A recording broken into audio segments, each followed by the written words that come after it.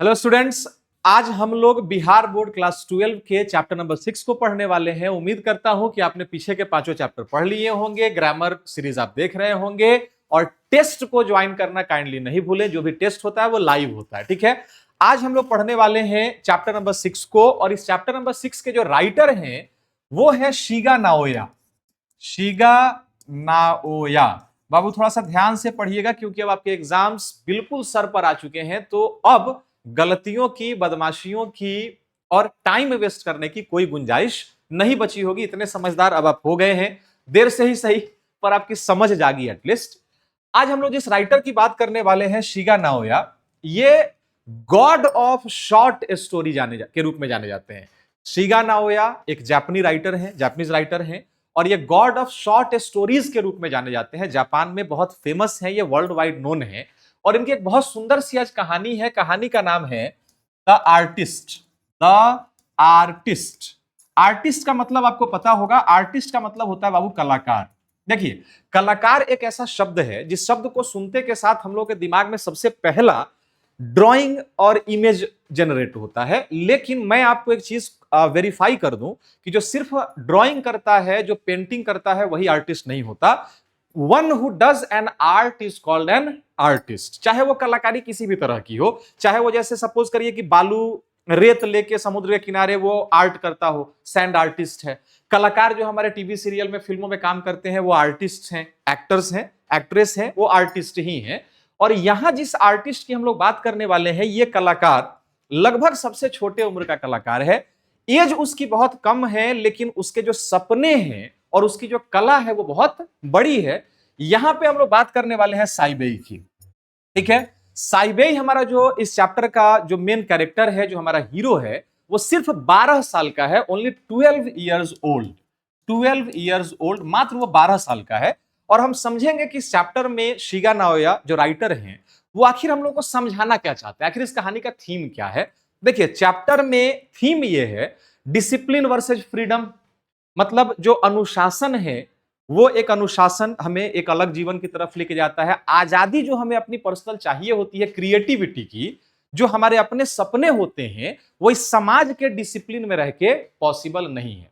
बिल्कुल कहने का ये मतलब नहीं है कि आप अनडिसिप्लिन हो जाइए, अनडिसिप्लिन मत होइए, लेकिन आपके जो सपने हैं वो कम से कम आजादी मांगते हैं। और माँ बाप, भाई बहन, दोस्त, रिश्तेदार, टीचर, हम लोग भी शायद आपके सपनों को समय रहते समझ नहीं पाते। और दूसरा इस कहानी का थीम क्या है कि every child has some hidden talent which should be promoted, which should be encouraged, not suppressed.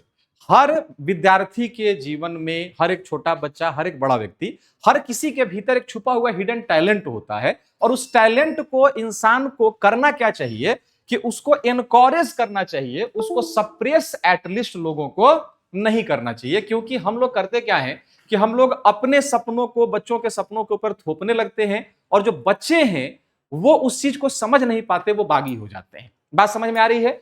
तो हम लोग इस चैप्टर को शुरुआत करें उससे पहले मैं आपको 1 मिनट में थोड़ा सा इसको समराइज कर दूं। देखिए, एक साइबेई नाम का लड़का है और जो साइबेई है वो गॉड आर्टिस्ट है। गॉड क्या है? GOURD।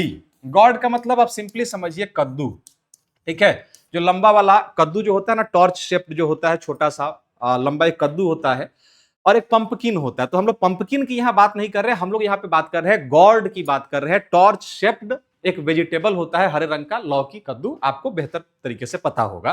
तो जो हमारा साइबेई है भाई, वो एक गॉड आर्टिस्ट है और वो टाइम पास गॉड आर्टिस्ट नहीं है। वो अपने आर्ट के प्रति बहुत डेडिकेटेड है, बहुत समर्पित है। मतलब वो अपने एक एक पैसे को बचाता है, बचा के वो कद्दू खरीदता है, कद्दू को फिर उसके बाद उस पर मेहनत करता है, उसको पॉलिश करता है, उसको सुखाता है, धूप में टांगता है, उसके बाद वो आग के पास रखता है। मतलब बहुत मेहनत करता है उसके पीछे और तब कहीं जाके उसका एक बार एक आर्ट तैयार होता है। और उसके जो गार्जियन है, उसके जो पेरेंट्स हैं और उसके जो स्कूल के टीचर है, वो उसके सपनों को समझ नहीं पाते हैं, उसे गलत समझते हैं। और फिर एक ऐसा समय भी आता है जब उसके सपनों को हथौड़ी उठा के कुचल दिया जाता है।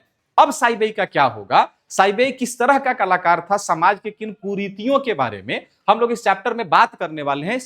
ये चैप्टर उसी के बारे में। तो चलिए इसको हम लोग शुरू करते हैं बिना टाइम को वेस्ट किए हुए। देखिए, इस चैप्टर में कहता है कि Seibei's parents knew that he often went out to buy himself gourd He got them for a few sen and soon had a sizable collection. देखिए साइबेई के माँ बाप को यह बात खूब अच्छे से पता थी कि साइबेई अपने पैसों को बचा बचा कर एक कद्दू खरीदता था, और ये कद्दू वो बड़ा सस्ता खरीदता था, कुछ सेन में खरीदता था। कुछ वर्ड्स को समझते हैं। देखिए ये चीज टीचर्स की जिम्मेदारी होती है कि पढ़ाते समय वो जो भी छोटा पॉइंट है या बड़ा पॉइंट है उसको अपने स्टूडेंट्स को क्लैरिफाई करता हुआ चले, ताकि बच्चों को आगे परेशानी ना हो। देखिए सेन क्या है, जापान में जैसे हमारे यहाँ दो करेंसी, एक छोटी करेंसी है वो पैसा है, और जो बड़ा करेंसी है वो क्या है, रुपया है। जापान की स्थिति भी बिल्कुल वैसी है। जापान में जो सेन है वो स्मॉल करेंसी है, आप इसको पैसा समझ लीजिए, और जो इससे बड़ा वाला करेंसी है वो येन है। ठीक है, ये लार्जर करेंसी है। बात आपके समझ में आ रही है। जैसे अगर आप बोले 5 पैसा तो एक जापानी बोलेगा 5 सेन, 5 रुपया तो जापानी बोलेगा 5 येन। तो 5 पैसे 10 पैसे में, कुछ पैसे में, माने कुछ सेन में वो कद्दू को खरीदता है, बड़ा सस्ता खरीदता है, ये ध्यान देंगे। When he came home, he would first bore a neat hole in the top of the gourd and extract the seeds. Next, he applied tea leaves to get rid of unpleasant gourd smell. He then fetched the sake which his had saved from the dregs of father's cup and carefully polished the surface. इस paragraph को समझते हैं। सबसे पहले वो उस कद्दू, उस लौकी के ऊपर क्या करता है, बोर करता है, छेद करता है, उसके सारे बीज को निकाल के बाहर फेंकता है। उसके बाद उसके ऊपर वो टी लीव्स, चाय की पत्तियां मलता है। मैं पैराग्राफ वाइज मतलब समझा रहा हूं, आप क्वेश्चन का आंसर भी देखते चलेंगे। सबसे पहले वो क्या करता है, क्या क्या प्रोसेस करता है, तो सबसे पहले वो कद्दू के ऊपर छेद करता है, बीज को निकालता है। उसके बाद उसमें चाय की पत्तियां मलता है, हरी वाली पत्तियां, जिससे उसकी अनप्लीजेंट जो बदबू है वो खत्म हो जाती है। उसके बाद उसके पापा जो है बाबू वो बढ़ई हैं, तो बढ़ई मिस्त्री लोग एक पॉलिश नहीं रखता है, जो लकड़ी वगैरह पे ऐसे मारते हैं तो रंग नहीं आता, चमक जाता है।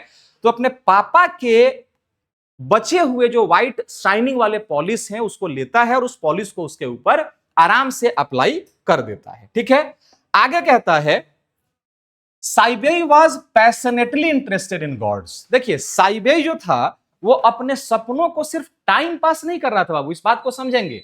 He was not just passing the time। देखिए दो तरह के इंटरेस्टेड लोग होते हैं। एक वो लोग जो सपना तो देखते हैं लेकिन उसको पूरा करने के लिए मेहनत नहीं करते। दूसरे वो लोग जो सपना भी देखते हैं और उसको पूरा करने के लिए पूरी कोशिश भी करते हैं। जैसे कुछ स्टूडेंट होंगे, टॉपर बनना कौन नहीं चाहता, आप भी टॉपर बनना चाहते हैं, हर एक बच्चा टॉपर बनना चाहता है।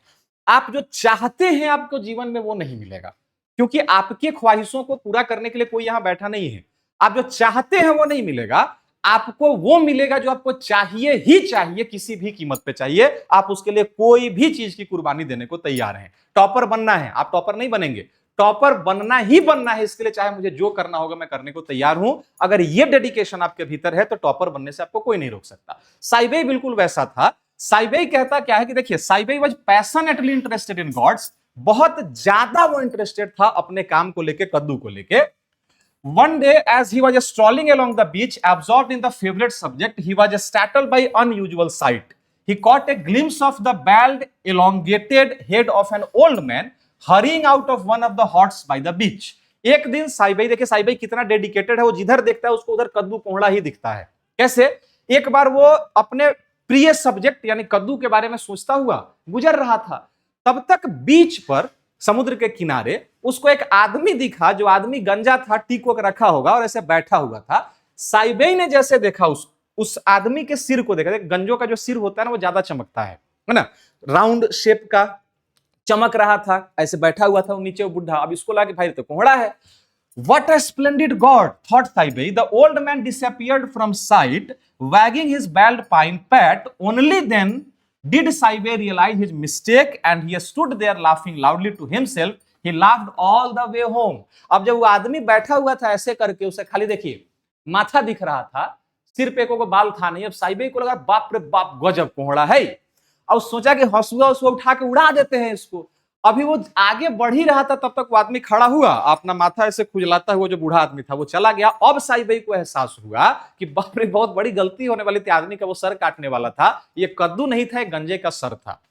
तो ये तो ह्यूमर है, ये तो हंसी है, मजाक है, लेकिन आप इस मजाक के पीछे छुपे हुए साइबेई के मिजाज को देखिए। मजाक के पीछे के मिजाज को ध्यान दीजिए कि साइबेई, ये हकीकत है कि उसने मजाक मतलब गलती की कि आदमी के सर को उसने कद्दू समझ लिया, बट डेडिकेशन देखिए वो कद्दू के प्रति कितना दीवाना हो गया है कि जहां देखो उसको कद्दू ही दिखता है। आप स्टूडेंट हैं, आपको जहां देखें आपको पढ़ाई की चीजें दिखनी चाहिए। आप यूट्यूब खोले तो कंटेंट पढ़ाई का दिखना चाहिए, इंस्टाग्राम खोले अगर आप तो बिहार बोर्ड का, सीबीएसई बोर्ड का अपडेट दिखना चाहिए। क्या आप उस दीवानगी के हद तक पहुंचे हैं, या आप दीवाने की दीवानियत फिल्म देख के किसी हीरोइन के पीछे पागल हो गए हैं? बात समझ में आ रही है? तो साइबे जो था बहुत ज्यादा ओवर डेडिकेटेड था अपने सपने को लेके। आगे कहता है whenever he passed a grocery, a curio shop, a confectioner's, or in fact any place that sold God, he stood for a minute on the end, his eyes glued to the window appraising the fruit. साइबे चाहे जहां कहीं से भी गुजरता, ठीक है, चाहे वो एक किराने की दुकान से गुजरता, सब्जी के दुकान से गुजरता, फल वाले फूल वाले कहीं से गुजरता, कोई वो जगह जहां कद्दू बिकती है तो साइबे की जो नजरें होती थी वो उसी खिड़की पे, उसी दुकान के, उसी कद्दू पे बिल्कुल ठहर जाती थी। वो कद्दू को ऑब्जर्व कर रहा होता था कि did he have to buy that gourd और नॉट, उसे उस कद्दू को खरीदना है या उस कद्दू को उसे नहीं खरीदना है। साइबे इतना ज्यादा पैशनेटेड था अपने कला के पीछे। आगे कहता है Seibei was 12 year old and still at primary school. After class, instead of playing with other children, he usually wandered about the town looking for the god. देखिए साइबे 12 साल का है और अभी भी प्राइमरी स्कूल में, तो सोचिए पढ़ने में तो थोड़ा सा ऑब्वियसली स्लो माइंडेड है। मतलब 14 साल की उम्र में बच्चा 10th पास आउट कर जाता है, ये 12 साल की उम्र में प्राइमरी स्कूल में 5-6 क्लास में ही है। तो नो डाउट ईश्वर जब एक चीज छीनता है तो दूसरी चीज को दे देता है। हर बार एक साथ सारे दरवाजे बंद नहीं होते।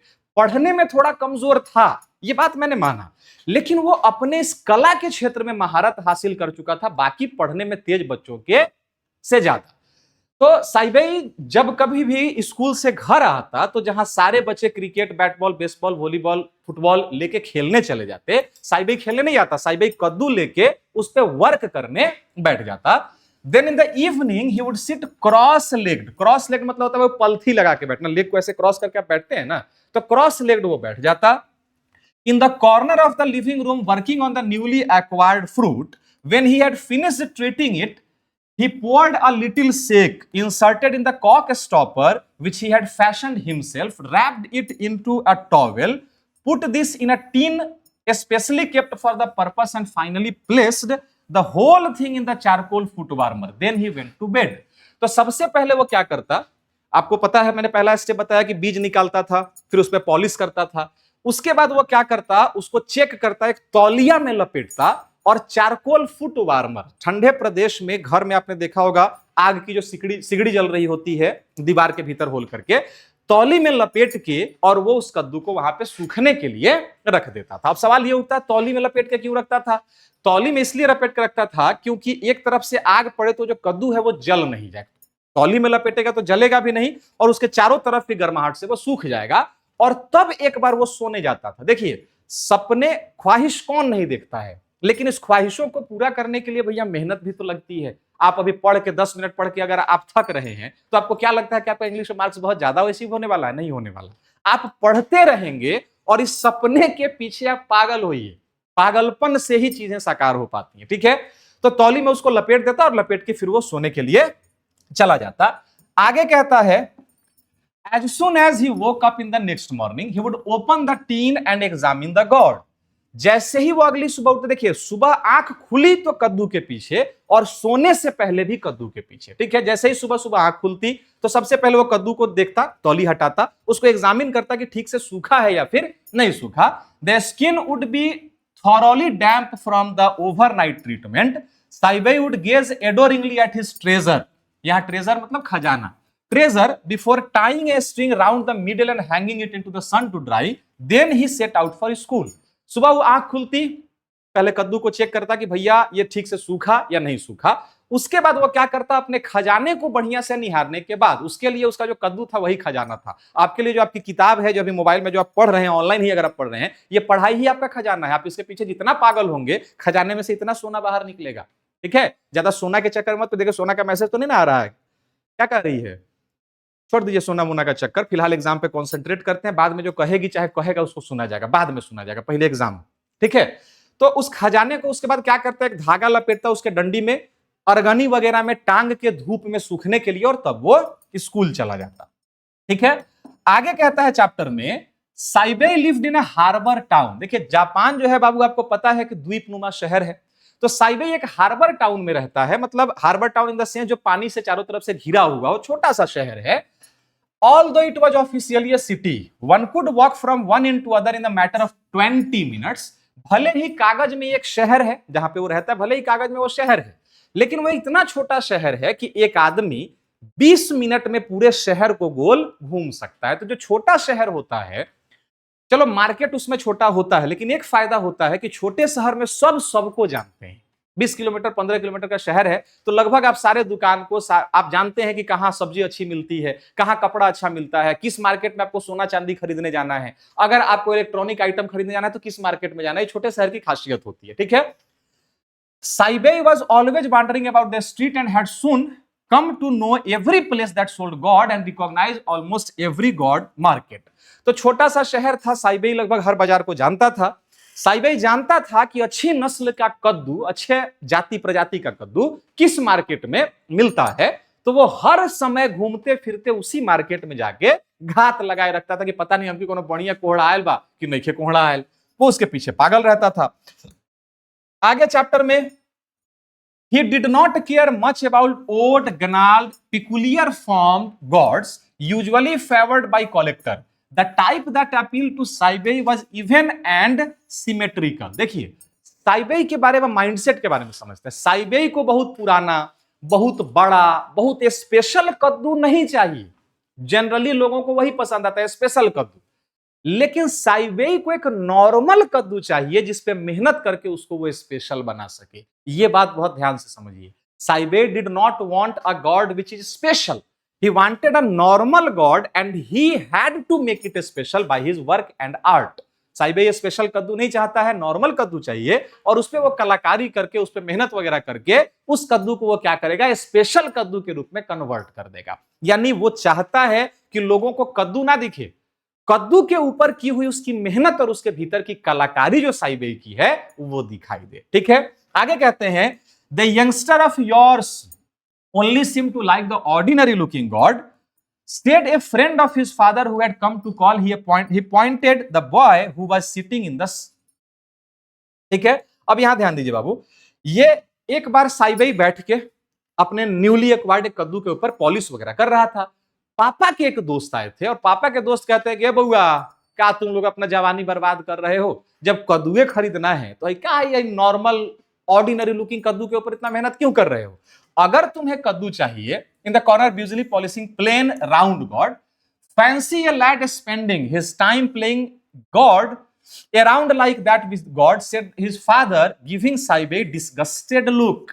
तो साइबेई बैठ के पॉलिश कर रहा है, साइबेई के पापा के दोस्त आए हैं, और पापा के दोस्त अधिका होते हैं, कुछ लोग होते हैं पापा के ऐसे दोस्त होंगे जो आपके दरवाजे पे बैठेंगे, आपकी कुर्सी पे बैठे हैं, आपका चाय पी के और आप ही का लेने के चक्कर में पड़ गए होते हैं, पापा के वो कंफ्यूज करते हैं। देखिए ना आपका बेटवा क्या कर रहा है, उनके नजर में उनका बेटवा बहुत बढ़िया, आप पापा का बेटा यानी आप बहुत खराब। पापा के नजर में बताया हर आदमी को दूसरे किसी का बेटा बड़ा सभ्य, सुशील और संस्कारी लगता है। जैसे अगर मान लीजिए कि आपके जो पापा हैं वो आप में कमियां खोजेंगे और पड़ोसी में जो बच्चा होगा उसकी तारीफ करेंगे। जो पड़ोस वाले अंकल है वो अपने बच्चे में उनको कमी दिख रही है और आपका वो हवाला अपने घर में देते हैं कि उनका लड़का कितना संस्कारी बा। बात समझ रहे हैं, बहुत कंफ्यूजन है। आप पढ़ाई करते रहिए, रिजल्ट अच्छा आ जाएगा ना। पापा की, चाचा की, मामा, फूफा, दादा, सबका सोच बदलने वाला है। कुछ दिनों की और बात है, थोड़ा मेहनत कर लो और दिखा दो उन लोगों को कि हम उतने बुरे नहीं हैं जितना बुरा आपने मान रखा है।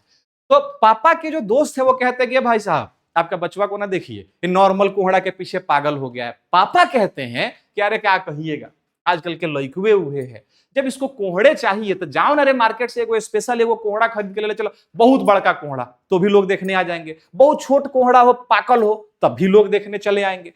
तो भाई जाओ वही करो जब तुमको वो करना है, नॉर्मल कद्दू के पीछे टाइम वेस्ट करना बंद करो। See here Seibei my lad, said the friend. पापा के दोस्त ने कहा कि बाबू साइबेई इधर देखो, there is no use of just collecting lots of those things. It's not the quantity that count.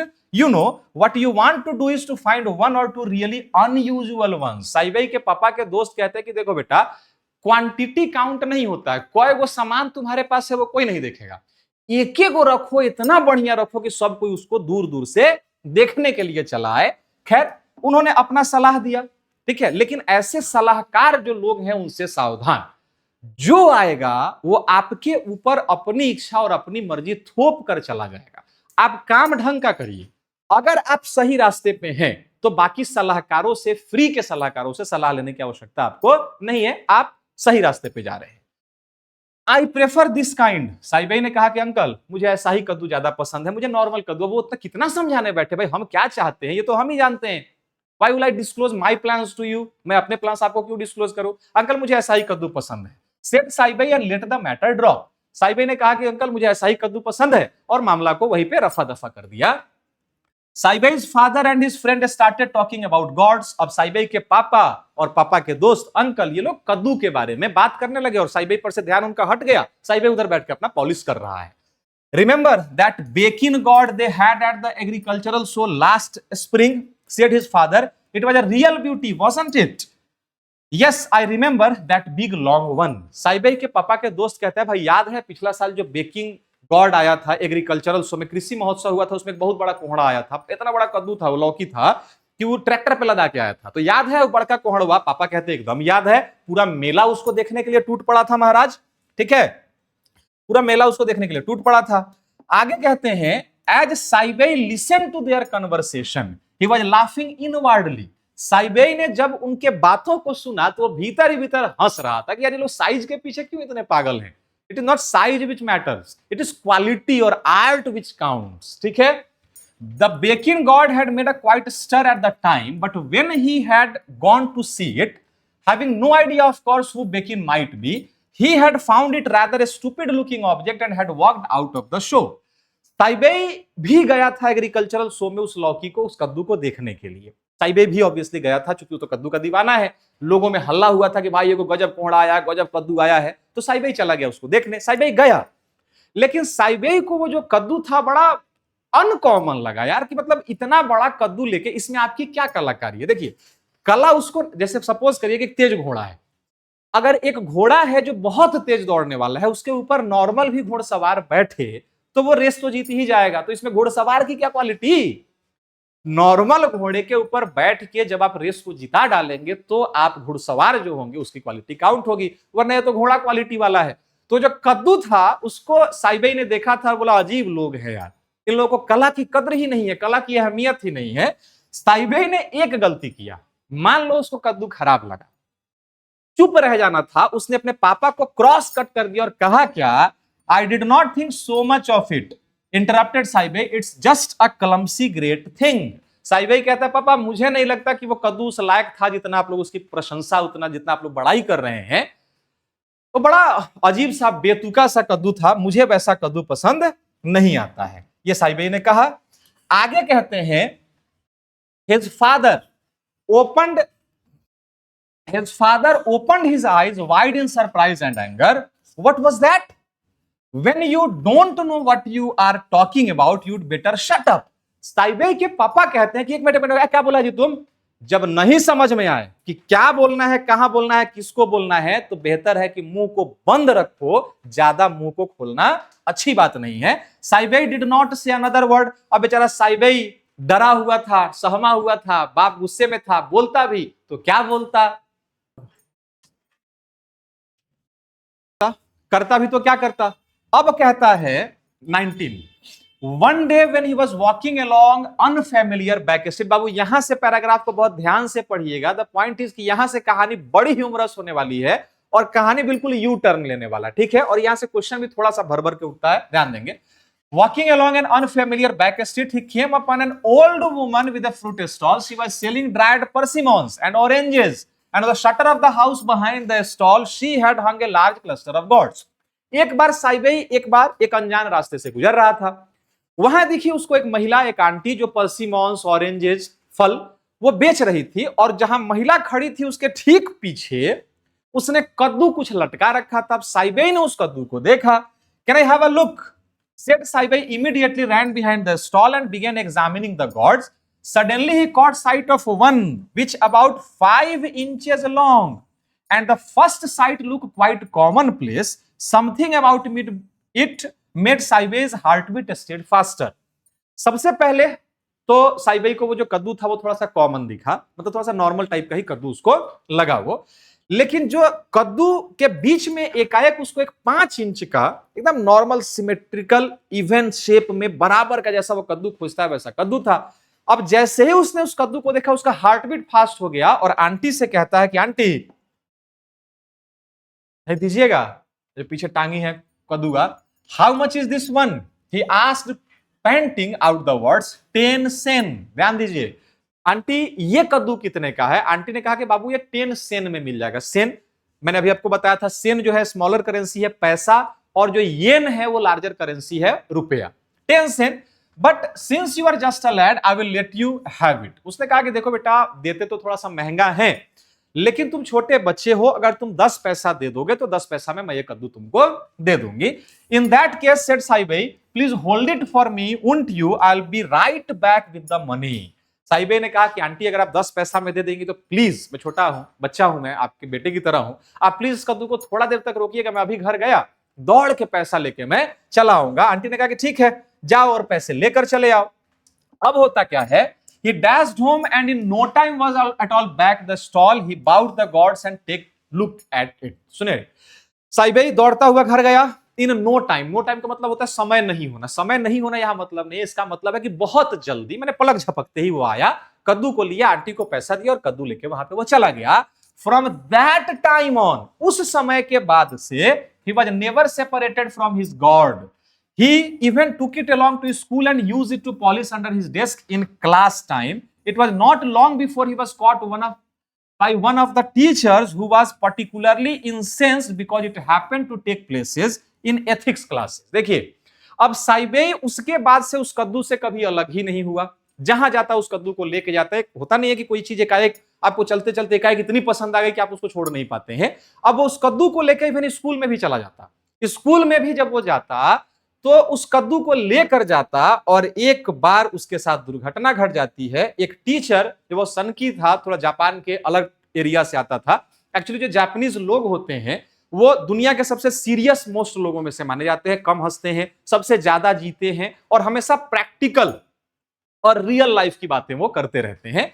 तो जो साइबेई के टीचर थे, अभी साइबेई बैठ के कोहड़ा पे पॉलिश कर रहा है, और टीचर वहां से देख रहा है लड़का कुछ हिल रहा है, अभी खड़ा करा है, उसको शक हो गया, क्या कर रहा है तुम, खड़ा हो। लड़का खड़ा हुआ। The teacher came from another part of Japan and found it most offensive that children should indulge in effeminate pastime as a collecting gourds. वो जो टीचर थे वो जापान के दूसरे हिस्से से आते थे, सीरियस वाले हिस्से से, और उनको ये एफेमिनेट पास टाइम लगता था। एफेमिनेट का मतलब क्या होता है? महिलाओं वाले काम, ठीक है, महिलाओं वाले काम, महिलाओं वाले काम मतलब टीचर के नजर में साग सब्जी कोहड़ा कद्दू भिंडी परवल ये महिलाओं के काम है।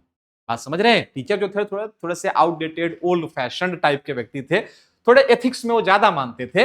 और ऐसा काम कि स्कूल में, वो भी इतने स्ट्रिक्ट टीचर के क्लासरूम में, बच्चा कद्दू लेके चला है, ये बात वो बर्दाश्त नहीं कर पाते। देखिए, राइटर शिका नाओया ने बड़ी सुंदर तरीके से एक एक व्यक्ति को एक्सप्लेन किया कि वो कौन कौन से लोग होते हैं जो बच्चों के सपने को कुचलने का काम करते हैं।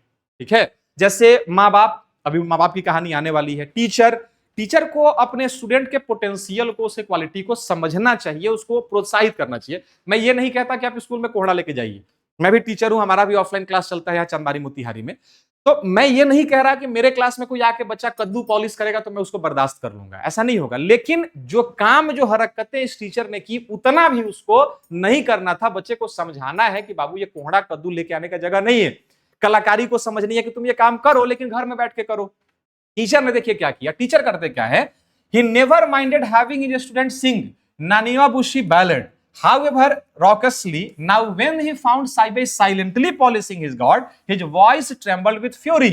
साइबेई जब उस कद्दू को पॉलिश कर रहा था, इस चीज को देख के उस टीचर को बिल्कुल भैया बर्दाश्त नहीं होता है। क्लासरूम में बच्चे अगर क्लासिकल सॉन्ग गाए तो वो झेल जाते हैं, लेकिन कद्दू कोहड़ा पॉलिश करने वाला जो काम था, महिलाओं के काम इनको लगते हैं, तो भाई साहब को आ गया गुस्सा, और इन भाई साहब ने क्या किया, साइबेई को खड़ा कराया। ठीक है, और साइबेई को देखिए खड़ा करा के वो क्या कहते हैं, यू आर एन इडियट, तुम नालायक हो। There is absolutely no future for a boy like you. Then and there he confiscated the gourd which Saibei had spent so many long hours of work, Saibei stared straight ahead and did not cry. साइबई ने कहा कि साइबई के teacher ने कहा कि तू नालायक है, तुम्हारे जैसे बच्चे का इस धरती पे कोई फ्यूचर नहीं है जो स्कूल में क्लासरूम में बैठ के कोहड़ा पॉलिश कर रहा है तुम। और उसी समय वहीं पर टीचर ने उस कद्दू को उससे कॉन्फिस्केट कर लिया, छीन लिया।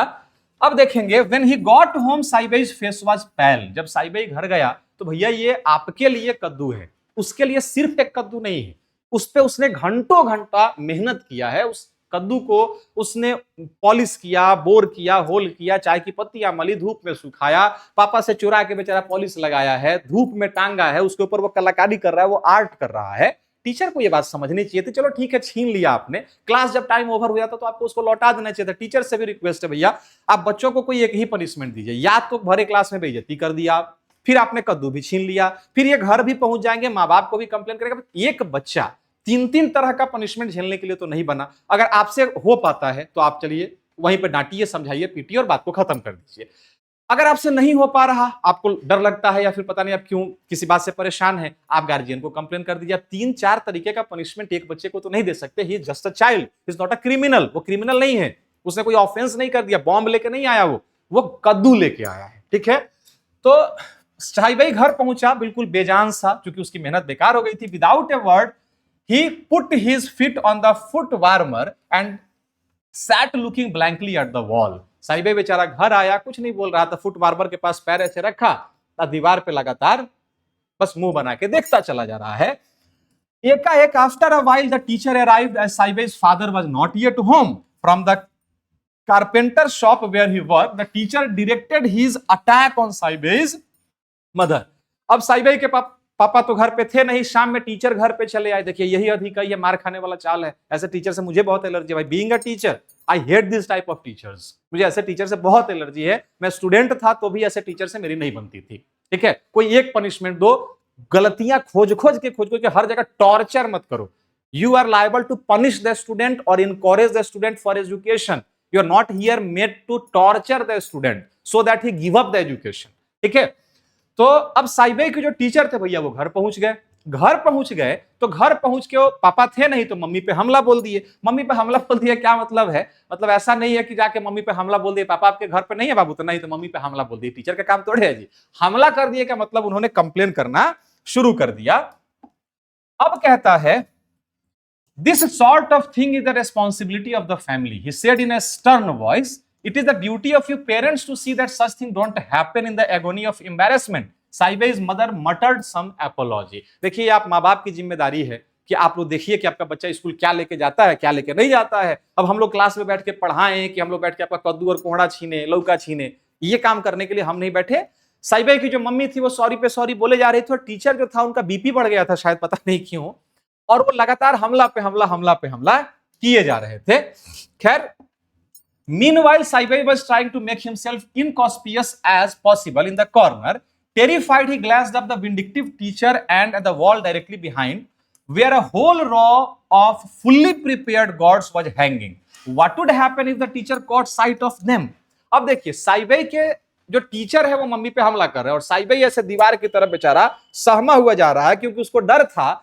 एक कद्दू देख के मास्टर इतना बेचैन किया, जहां साइबई खड़ा था उसके ठीक पीछे वाले दीवार पे 50 कद्दू लटका हुआ था। बोला कि भाई ये कद्दू पर इतना हमला कर दिया मेरे मम्मी पे, अगर देख लेगा 50 कद्दू तो मम्मी का प्राण निकाल देगा, हमला पे हमला करता चला जाएगा। तो भगवान से मना रहा था, हे भगवान ये पीछे पगला देखे नहीं, आगे ही कॉन्सेंट्रेट है, मम्मी पे भिड़ा हुआ रहे। Trembling inside he waited for the worst, but at length the exhausted his rhetoric and stamped angrily out of the house. Saibei heaved a sigh of relief. साइबई बेचारा डरा हुआ था, सहमा हुआ था कि सर पीछे देखे नहीं, लेकिन थोड़ी देर के बाद सर का बोलते बोलते थोड़ा सा प्रेशर डाउन हुआ, पैर को अपने पटकते हुए गुस्से में सर फाइनली उसे घर से बाहर चले जाते हैं। आगे कहता है, बाबू थोड़ा सा कंसंट्रेशन और बढ़ा के रखिए, बहुत 5 से 10 मिनट में हम लोग चैप्टर को ओवर करने वाले हैं। मैं चैप्टर की समरी नहीं सुना रहा, सिर्फ समरी सुनाना ओस चाटने के बराबर है। ओस चाटने से प्यास नहीं बुझती है। When we have time we should concentrate on the whole chapter. कहां से कौन लाइन उठा के पूछ दे पता नहीं चलता, तो थोड़ा सा सिंसियर रहेंगे। साइबे's मदर वाज सॉबिंग सॉफ्टली। साइबे की जो मां थी वो अब सिसक रही थी, सर ने बहुत बोला था। In a querulous voice she began to scold him and in the midst of all this Seibei's father returned from his shop As soon as he heard that what had happened, he grabbed his son by the collar and gave him sound beating. साइबई की मां सिसक रही थी, उसको डांट रही थी, साइबई भी रो रहा था। तब तक इन सब के बीच में उसके पापा चले आए। अब कोई भी दुनिया का मर्द काम करके जब घर पे लौटता है तो भैया उसको चाहिए शांति, खाना मिले ना मिले, कुछ मिले ना मिले, शांति चाहिए जीवन में। ठीक है, हर लौटने वाला व्यक्ति यही चाहता है। साइबई के पापा आए, देखे इतना क्योस हो गया है घर में, सब बातें उनको पता चली कि भाई बताओ तुम्हारे कारण पत्नी तक को इतना सुनना पड़ा, मम्मी को सुनना पड़ा, टीचर को घर पर आना पड़ा। कॉलर पकड़े, दम भर मारे साइबई को, तेल निकाल दिए मार के। You are no good, he bawled at him, you will never get anywhere in the world the way you are carrying on. I have a good mind to throw you out in the street where you belong. ठीक है, साइबई के पापा ने कहा कि तू किसी लायक का नहीं है, कुछ नहीं करेगा तू जीवन में। कॉलर पकड़ के बाहर लेके गए, दम भर पीटे और बोले कि तू गली में रहने लायक है, गली में फेंक के उसको चले आए। टीचर का तो हो गया, किस तरह टीचर ने सपने को कुचल डाला, सारा पाप तो सर को ही जा रहा है। सर जी लोग आप इनडायरेक्टली कितना पाप करते हैं सर को खुद पता नहीं होता है, तो थोड़ा सा सावधान हो जाइए, ऊपर वाला सब देख रहा है, आपके भी बाल बच्चे होंगे। पापा ले जाके उसको बाहर फेंक आए। अब जब गुस्से में घर के भीतर घुसे, the gourds on the wall caught his attention, without a word he faced his hammer and symmetrically smashed them into pieces one after the another. Seibei turned pale but said nothing. Seibei के पापा भीतर आए, अब यह बड़ा ही मिस्त्री है, हथौड़ी छेनी तो ले के घूमता है बेचारा, आए या दम भर उसको पीटे, हथौड़ी उठा के एक कहो कद्दू को आराम से सिस्टम की तरह धाके कूच के खत्म कर देते हैं। ठीक है, साइबई का सपना उसके नजरों के सामने खत्म हो रहा था, लेकिन साइबई बोलता भी तो क्या बोलता, बाप है, ऊपर से हाथ में हथौड़ी है, अभी तो कोहड़ा कूच रहा है, कह देंगे माथा कूच के मुआ देगा। The next day the teacher gave Saibei's confiscated gourd to an old potter who worked in the school. अब देखिए, कद्दू तो टीचर ने छीन लिया। अगले दिन जो कद्दुआ वो छीने थे, एगो चपरासी था जो पार्ट टाइम जॉब भी करता था स्कूल में और बाहर भी और कुछ काम धंधा करता होगा, क्योंकि उसको तनख्वाह बहुत ज्यादा नहीं मिलता था। टीचर ने उसको कद्दू दिया, कहा here take this. He said as if handing over some unclean object. The potter took the gourd home with him and hung it into the wall in a small sooty room. Sir ने बुलाया, Potter को बुलाया, है ना, पकड़ाई, ऐसे दिए जैसे लगा बहुत गंदा घिनौना सामान, ले जाओ इसको हटाओ फेंक दो। टीचर पॉटर ने, जो चपरासी था स्कूल का, उसने उस कद्दू को लिया और लेके गया। क्योंकि देखिए, कला की कीमत एक कलाकार ही समझता है, हीरे की कीमत एक जौहरी को पता होती है। ठीक है, तो उन लोगों को कला की कदर नहीं है, तो दिया चपरासी को। अगर पता होता कि भैया इस कद्दू का आगे क्या होने वाला है, कहानी में कितना बेहतरीन ट्विस्ट आने वाला है, तो वो शायद नहीं दिए होते। तो उन्होंने उसको दिया, क्या है, ले जाओ जाए, हटा फेंक दो। चपरासी भी था, उसको भी लगा नॉर्मल सा कद्दू है, क्या ही इसमें बड़ी बात है। कद्दू को ले लिया और लेके घर में गया, घर के छोटे से कमरे में उसको टांग दिया। ठीक है, अब टांगने के बाद क्या होता है देखेंगे। अबाउट 2 months लेटर ले जाके घर में टांग दिया और भूल गया कद्दू का, घर में को लौका है, वो कोहड़ा ही कौन याद रखने वाला बात, ले जाके घर में टांग दिया। The potter finding himself even more hard pressed money than usual decided to take the gourd to a local curio shop to see if we could get some few coppers for it. The curio dealer examined the gourd carefully, then assuming an uninterested tone, handed it back to the potter, saying, "I might give you 5 yen." देखिए ध्यान से, यहाँ पे बात छूट जाएगी अगर आप पे थोड़ा सा कंसंट्रेशन गड़बड़ हुआ तो। 2 महीने के बाद उस चपरासी को एकाएक पैसे की थोड़ी सी किल्लत हुई। सोचा कि ये घर में वो लौकी कद्दू टांगे हुए थे, जाकर उसको बेच आते हैं। उसको लगा कि सब्जी है, 2-4-5 पैसा जो भी मिल जाए वो दे देंगे। वो लेके गया दुकान पे, बोला भैया ये कद्दू लीजिएगा क्या। दुकानदार ने उस कद्दू को देखा और दुकानदार को उस कद्दू में कुछ तो ऐसा दिखा कि उसने कहा, पता है क्या, मन बुझे हुए स्वर में कि सुनिए ना, 5 रुपया से ज्यादा नहीं देंगे, कीमत समझिए। 10 पैसा में वो खरीदाया था और दुकानदार उसको 5 रुपया देने को तैयार हो गया है। कीमत आप समझ रहे हैं, 10 पैसा और कहां पे 500 पैसा, कीमत जो बढ़ा 500 गुना, 1000 गुना, ये आप समझ रहे हैं। आगे सुनिए। The Potter was astounded, but being quite an astute old man, replied only, I certainly would not part of it with that. जो चपरासी था वो शॉक्ड कि भाई कद्दू तो बड़ा सस्ता है। अब मान लीजिए अभी जब आप इस वीडियो को देख रहे हैं, अभी सबसे सस्ता सब्जी जो है मार्केट में गोभी है, ठंडा का मौसम चल रहा है। ठीक है, तो गोभी मान लीजिए अगर 10 रुपए किलो है, आप एगो गोभी लेके गए आधा किलो, 5 रुपए का है, आपको पता है, भैया एक गोभी खरीदिएगा। और दुकानदार उसको देखता है, कहता है देखिए 1000 रुपया से ज्यादा इसका हम नहीं दे सकते हैं। अब आपका दिमाग घूम जाएगा, भैया इस गोभी में कुछ तो ऐसा है कि 1000 रुपया दे रहा है वो गोभी का, आधा किलो जानते हुए।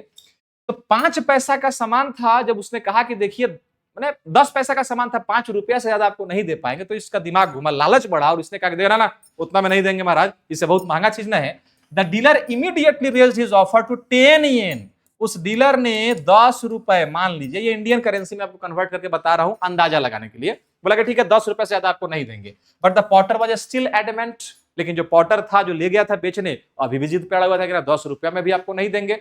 जैसे जैसे प्राइस इंक्रीज हो रहा है, इसका दिमाग हंट कर रहा है कि कुछ तो है इसमें जो मैं नहीं देख पा रहा और इस दुकानदार ने देख लिया। ठीक है, आगे कहता है in the end the curio dealer had to pay 50 येन। अंत में 50 रुपया, कीमत का अंदाजा लगाइए, 5 पैसा 50 रुपया में बिका वो लास्ट में। The potter left the shop delighted at his luck. It was not often that the teacher give one free gift equivalent to the year's wages. ठीक है, वो जो पॉटर था अपने नसीब पे बड़ा खुश कि पता नहीं मार्ट साहब के बुद्धि पे क्या सवार हुआ कि वो ऐसा सामान दे दिए जो 50 रुपया बेचाया, और 50 रुपया इसके साल भर का तनख्वाह था। आप थोड़ा उस बाप के बारे में समझिए जिस बाप ने अपने बच्चे के कलाकारी को गंवा दिया था। उस बेवकूफ बाप को यह समझना चाहिए था। आप इमेजिन करिए, मान लीजिए चपरासी 5 साल का 50 रुपया कमाता है, वो बढ़ई मिस्त्री है तो वो भी साल का 40, 50, 60 रुपया ही कमाता होगा। 50 वो कद्दू को उसने कूच डाला था, 50 येन में भी अगर बिकता तो 2500 होता, यानी 10 साल, 20 साल, 50 साल के बराबर की कमाई जो सेविंग उसके घर में थी, उसके बच्चे ने जाने अनजाने में बनाया था, उसको उसने कुचल डाला था। लॉस तो दोनों का हुआ, बच्चे का भी मोरल डाउन हुआ और बाप का भी नुकसान हो गया। He was so clever as not to mention the matter to anyone, and neither Saibei nor the teacher even heard what had happened to the god. वो जो चपरासी था बड़ा होशियार था, उसको पता था कि ये बात किसी को नहीं बताना है। मार्ट साहब वो जानेगा ना, ये 50 रुपए बेचाया तो कहेगा हम तो जानबे करते थे, ला 49 रुपया हमको दो। मास्टर बड़ा लालची जात होता है हम लोगों को छोड़ के, या फिर शायद हम लोग भी उसी में हैं। लालच एक है बाबू, लाइक कर देना प्लीज, कमेंट ढंग का लिख देना, दोस्तों उसको शेयर कर देना। पैसा नहीं दोगे तो कम से कम ये तो दो, कुछो दो, बिना दिए हुए ज्ञान अधूरा रह जाता है। ठीक है, तो दो, कुछो तो बाकी दे के जाओ। ले तो रहे ही हो बहुत सारे, 1 घंटा से लिए ही जा रहे हो, लाइक कम से कम दे दो। तो उसको नहीं बताना है किसी को, ये जानता था। Yes, the Potter was clever but he was not clever enough. Little did he imagine that the same God would be passed on to the curio dealer to a wealthy collector in the district for 600 yen। वो जो चपरासी था बड़ा होशियार था, इतना होशियार कि किसी से कहा नहीं, लेकिन इतना होशियार भी नहीं था कि उसको मालूम मुझे कहां उसको बेचना है। वही उस दुकानदार ने एक डिस्ट्रिक्ट कलेक्टर को वही कद्दू 50 रुपया में खरीद के 600 yen, 600, समझ रहे हैं, 600 रुपया में फॉरवर्ड कर दिया था, एक को बेच दिया था। Saibei is now engrossed in his picture. He no longer feels any bitterness either toward the teacher or towards his father who has smashed all his precious gods into pieces. Saibei दुखी था ना, वो teacher पे भी बहुत दुखी नहीं था, पापा पे भी बहुत दुखी नहीं था। मूर्ख लोग क्या जाने, दुनिया वाले क्या जाने कला की कद्र। लेकिन वो उदास तो ऑब्वियसली हुआ ही होगा। Yet gradually his father had begun to scold him for painting picture। देखिए, साइबेई के जो पापा हैं, उसने कद्दू को तो कुचल डाला था, उनको पता भी नहीं चला कितना में बिका। साइबेई के सर ने तो उस अनमोल खजाने को गंवा दिया था। साइबेई का मनोबल तोड़ा तो तोड़ा ही। अब साइबेई कद्दू पे कला करना उसने बंद कर दिया है, लेकिन साइबेई के भीतर का जो कलाकार है वो मरा नहीं है। अब वो क्या करता है, अब वो पेंट करता है किसके ऊपर, कागजों के ऊपर, और दिन भर उसी में वो बिजी रहता है। ठीक है, तो here was the end of the chapter number 6। कल हम लोग मिलते हैं चैप्टर नंबर 7 के साथ। आई होप कि आप सभी का रिजल्ट बहुत अच्छा आए और बहुत बढ़िया से पढ़ाई करते रहिए। Thank you so much.